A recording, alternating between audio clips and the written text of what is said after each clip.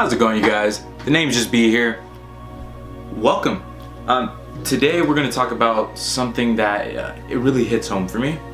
Something that I had literally had to grow up with, and I'm sure a lot of you know exactly what it is. I'm just going to get straight to the point. Strict parents. You guys know what I'm talking about? Okay, so the struggle is real. Alright?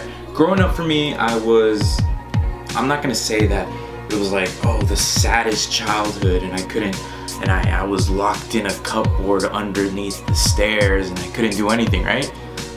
But I was pretty sheltered.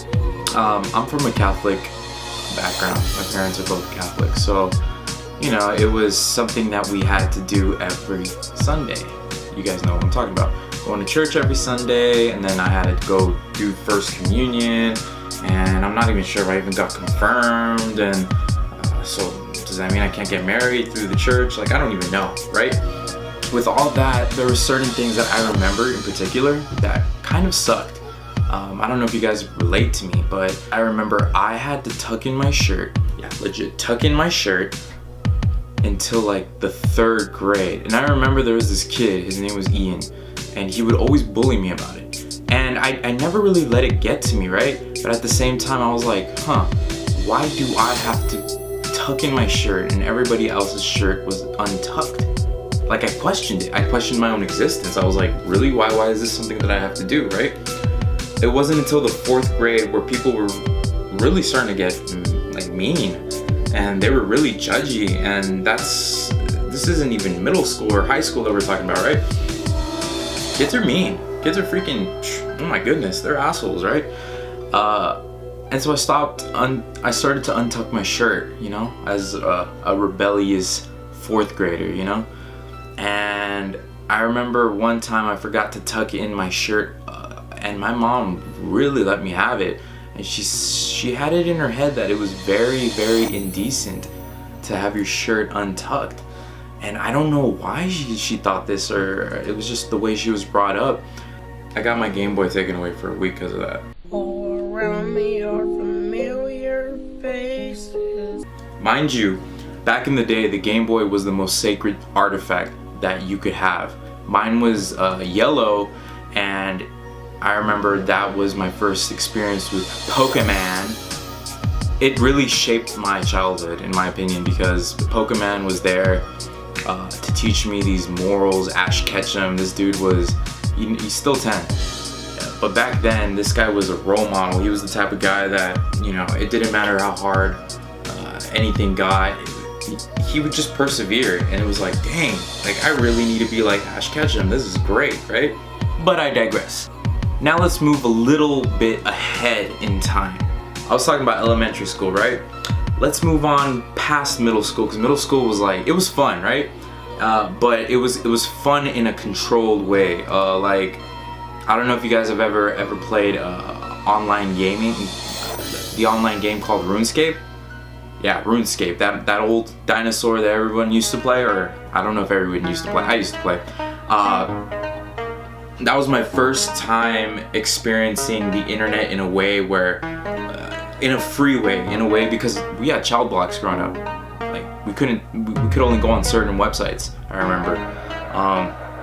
And I remember for the first time realizing, to be honest, you could say anything on the internet and not have to face the consequences, because not everybody knows who you are. Per se, because you know, you could put any username that you want, type in something like, oh, your mom's a hoe, you know, something like that, right? That was a bad example, but yeah, you could literally say whatever you want and not have to face the consequences, basically. So this was a normal day in the life of B. I would come home, I would eat because my mom would have something prepared for us. And then right away we'd have to start doing homework.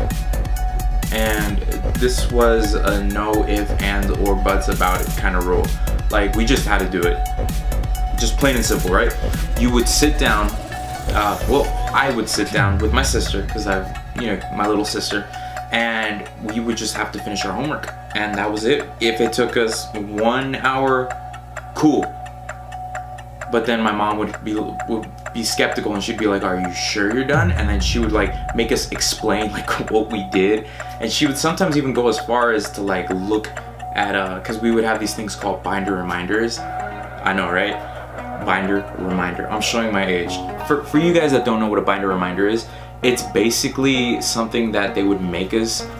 It was a planner that we were forced to write out at times because some teachers didn't care. But the teachers that I got in particular, they cared what we wrote in there. And we had to write what our agendas were, what our homework was, what kind of things we were learning. Now that I think about it, actually, it was a way to keep our parents involved. Like, this was before like online anything. Like, you know how nowadays everything can be checked and your parents can check your grades at that very moment. That was one thing about growing up without technology taking over. That was really great. It was like you knew for at least 2 months at a time before you got your report card that you could just chill. Well, not really chill, because obviously you still had to do good in school. At least I did. That's another thing I want to talk about. My grades. I don't mean to brag. Until like the end of 6th grade, I was a straight A student. Completely. 100%. I kid you not, I was a straight A student. The worst I would get would probably be like an A-. Kid you not. I was a prodigy at that point. Then 7th grade came around. And with that, puberty and the fact that I wanted to be cool, or at least be seen in a different way. I didn't want to be seen as the smart kid anymore. I wanted to be the cool kid. I wanted to be the one that everybody wanted to hang out with. Even though I couldn't even hang out with them outside of school, right? I was so dumb. I think we're all so dumb when we're young, because we care so much about what people think. Now I could care less what anybody says about me. It's so sad. I'm so desensitized. It's funny, but I could laugh about it now. I can look back and I could be like, you know, I probably could have gotten much better grades, because after that, you know, I was pretty much a BC student, and to this day I'm still a BC student, and I'm doing just fine. You know, I'm gonna graduate next year and it's gonna be awesome. And you best believe I'm gonna vlog it. Now, moving on from middle school to high school. My first phone was an MV2. Now, do you guys even know what that is now? An MV2 was a flip phone. And this flip phone had a keyboard, legit had a keyboard on the bottom, and on the top was like the screen, right? So this was revolutionary at the time. Because before then we had razors, and razors were basically flip phones, and you had to get it to text or anything. That was so difficult, because to get a certain letter you would have to press the button like multiple times for C, or multiple times for F, or etc., right? And then we got the full keyboard, and this blew everyone's mind. And at that point, everyone was still on MySpace, and we were just addicted to this new trend of being able to talk to people, right? And being able to communicate our thoughts without having to actually speak. And this was addicting. Let me tell you, it was addicting. And it still is, you know, in different ways. I got my first phone when I was in the 9th grade. And, you know, going on the whole texting thing, I didn't have a lot of freedom with it. We didn't have unlimited texting at the beginning, so that sucked. So I had to watch how much I texted, and it was hard. There were times where I would always go over, and then my parents would be so mad at me because they were like, "You have 500 words, and how dare you go over that and now make me have to pay more for our bill?" And I was like, "Well, you know, we could get unlimited." And at that time, unlimited was unheard of. Unlimited was like super rare, and if it wasn't rare, it was like really expensive.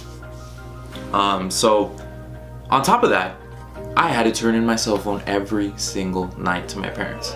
So no, I could not sleep next to my phone, and no, I did not stay up all night to text, because I simply couldn't. I didn't have that option until the PSP came around. and Wi-Fi, and being able to connect my PSP to the Wi-Fi and Facebook Messenger on my PSP. Don't tell my parents. They don't know I did that. That's what I did. And that's how I would bypass the whole, having to turn in my phone every night thing. And I would just stay up every night and pretty much use my PSP, text people and stuff. Yeah. If anything, I felt like I was a genius at the time. I was like, ha ha ha, they'll never know, right? Then I remember one night my mom decided to come into my room and, I had my PSP on. And then she took my PSP. And then the same rule applied. I had to turn in my PSP every night. Oh man, that's so funny. But yeah, and it wasn't until, I graduated from high school that I really realized what my parents were doing was trying to make sure I didn't have an addictive personality. They wanted to shelter me from the realities of the world. Am I pissed off that they sheltered me the way that they did? No, not really, because at the same time, I realized who my real friends were when I graduated high school and who the pretenders were. With all of this limitless knowledge that you can Google online, I feel like it's too much power to give to the kids. So we'll see when I have my own, there's no instructions included, right? The names just be here. Just ranting, that was my childhood. That was my reality. And I'm proud of the person that it made me. Or I don't consider myself too much of an introvert.